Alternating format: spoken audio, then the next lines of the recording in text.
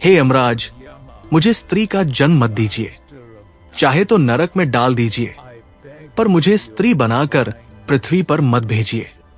यमसभा में ये शब्द गूंजे तो स्वयं धर्मराज यमराज भी क्षण भर के लिए स्तब्ध रह गए। असंख्य जीव जहां मानव जन्म के लिए तरसते हैं, वहां एक पुण्यात्मा आत्मा उसे ठुकरा रही थी, वो भी स्त्री जन्म को। प्राचीन काल की बात है। मध्य देश के एक नगर में एक गौ माता ने अपना संपूर्ण जीवन सेवा और परोपकार में बिताया था। वो गरीबों को दूध देती, बच्चों का पोषण करती, कभी किसी को हानि नहीं पहुंचाती। वृद्धावस्था आने पर एक संध्या उसने शांतिपूर्वक अपने प्राण त्याग दिए।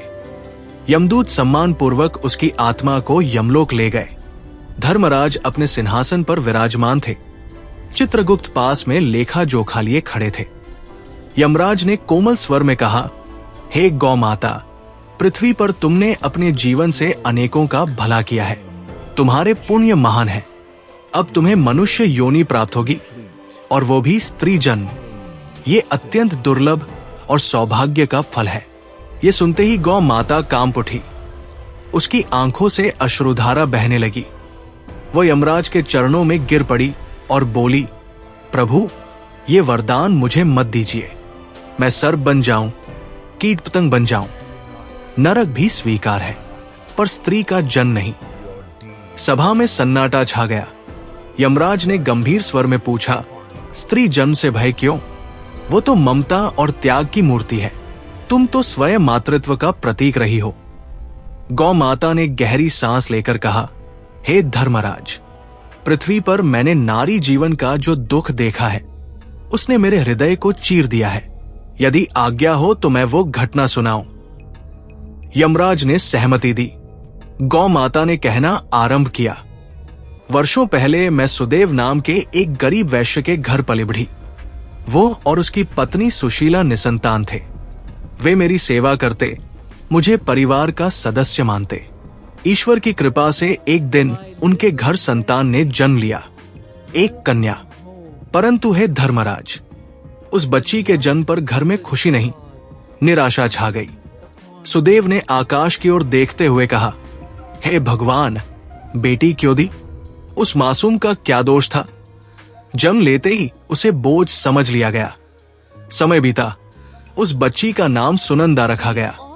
वो बड़ी हुई, मृदु स्वभाव, संस्कारी, रूपवान।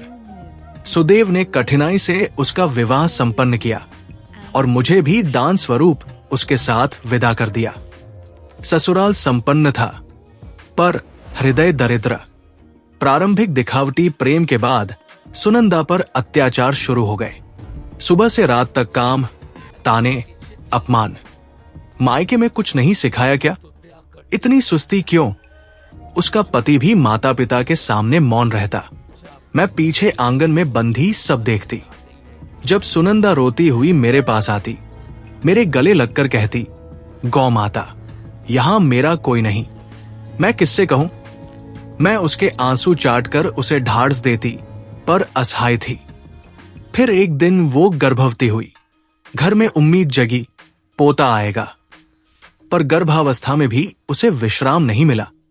काम का बोझ, अपमान, थकावट। अंततः प्रसव की वो रात आई।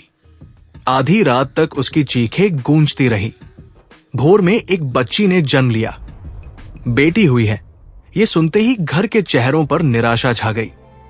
सुनंदा अत्यधिक रक्तस्राव से चल बसी। पास में उसकी नवजात बच्ची रो रही थी। और तब मैंने वह दृश्य देखा जिसे याद करके आज भी मेरी आत्मा कांप उठती है। लक्ष्मीबाई ने क्रोध में कहा, पोती हमारे किस काम की? इसे यही खत्म कर दो। दुनिया से कह देंगे कि जन्मते ही मर गई। धनपाल कांपते हुए उस नवजात को कपड़े में लपेटकर कुएं के पास ले गया। एक हल्की सी चीख और पानी में गिरने की आवाज। सब कुछ शांत। मैं रंभाती रही, पर मुझे लाठी से मारा गया। सुबह खबर फैला दी गई। बहू और बच्ची दोनों चल बसी। मुझे पिछवाड़े भूखा प्यासा बांध दिया गया। कुछ दिनों बाद मैं भी तड़प तड़प कर मर गई। हे धर्मराज, यही कारण है कि मैं स्त्री जन्म से भयभीत हूं। जहां बेटी जन्मते ही बोझ बन जाए, जहां बहू को प्रताड़ना मिले, जहां नवजात को कुएं में फेंक दिया जाए। ऐसे संसार में स्त्री बनकर जाना नरक से भी कठिन है। गौ माता की कथा समाप्त हुई तो यमसभा में मौन छा गया। गौ माता की करुण कथा सुनकर स्वयं धर्मराज यमराज की आंखें भी भीग उठीं। कुछ क्षणों तक वे मौन बैठे रहे, मानो पृथ्वी लोक के उस अधर्म का बोझ उनके हृदय पर आ गया हो। यमदूत भी स्तब्ध खड़े थे। चित्रगुप्त ने अपने लेखे में सब कुछ देख लिया था। सुनंदा के सास ससुर, उसके पति और उस नवजात की हत्या का पाप सब स्पष्ट अंकित था। यमराज ने गंभीर और कंपन भरे स्वर में कहा, हे गौ माता, तुम्हारी कथा केवल एक परिवार की कहानी नहीं है। ये मनुष्य समाज के उस अंधकार का प्रतिबिंब है जहां लोभ, अहंकार और पुत्रमोह के कारण नारी का अपमान किया जाता है। जिसने जन्म दिया उसी को बोझ समझा गया। ये अधर्म है, महाधर्म। फिर उन्होंने चित्रगुप्त की ओर देखा और आदेश दिया, उस परिवार के प्रत्येक सदस्य का लेखा सुरक्षित रखो। जब उनका समय पूर्ण होगा और वे यहां प्रस्तुत होंगे, तब उन्हें उनके कर्मों के अनुरूप दंड दिया जाएगा। निर्दोष की हत्या और बहू पर अत्याचार का फल उन्हें कठोर नरक भोग कर चुकाना होगा। न्याय में विलंब हो सकता है, पर अन्याय कभी क्षमा नहीं होगा।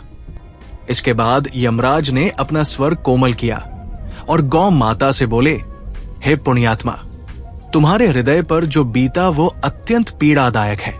तुमने सेवा, त्याग और करुणा का जीवन जिया, फिर भी मनुष्य लोक की क्रूरता देखनी पड़ी। तुम्हारा भय उचित है, इसलिए मैं तुम्हारे पुनर्जन्म का विधान बदलता हूं। तुम्हें मनुष्य स्त्री के रूप में जन्म नहीं दिया जाएगा। तुम्हारे पुण्य तुम्हें सीधे स्वर्ग लोक में स्थान देंगे। वहां तुम्हें शांति और सम्मान मिलेगा। गौ माता की आंखों से कृतज्ञता के आंसू बह निकले। उसने हाथ जोड़कर कहा, धर्मराज, आपने मेरे हृदय का बोझ हल्का कर दिया। मेरी आत्मा को शांति मिली। यमराज ने आगे कहा, परंतु ये कथा व्यर्थ नहीं जाएगी। आज से मैं एक वरदान देता हूं। जो भी स्त्री प्रतिदिन श्रद्धा से रसोई की पहली रोटी गौ माता को अर्पित करेगी, उसके जीवन के कष्ट मैं स्वयं हरूंगा। उसके पाप क्षीण होंगे और अन्याय उससे दूर रहेगा। गौ सेवा केवल पशु सेवा नहीं, करुणा और धर्म की रक्षा है। सभा में दिव्य प्रकाश फैल गया। गौ माता की आत्मा स्वर्ग की ओर प्रस्थान करने लगी। जाते जाते उसकी आंखों में एक आशा थी कि शायद पृथ्वी पर यह कथा सुनकर लोग जागे, बेटियों को बोझ न समझें, बहुओं को अपमानित न करें और किसी निर्दोष जीवन को अंधे कुएं में न फेंके। दोस्तों, ये कथा हमें दर्पण दिखाती है। स्त्री केवल एक शरीर नहीं, वो जननी है, ममता है, जीवन की धुरी है। जहां उसका सम्मान नहीं, वहां धर्म भी नहीं टिकता। यदि इस कथा ने आपके हृदय को स्पर्श किया हो तो इसे दूसरों तक अवश्य पहुंचाएं। अपने विचार कमेंट में लिखें और जय गौ माता अवश्य लिखें। ऐसी ही भावनात्मक और शिक्षाप्रद कथाओं के लिए हमारे साथ जुड़े रहें। ये वीडियो देखने के लिए धन्यवाद। और अगर आपको ये वीडियो पसंद आया तो ऐसे और वीडियो के लिए हमारे चैनल को सब्सक्राइब करें। धन्यवाद।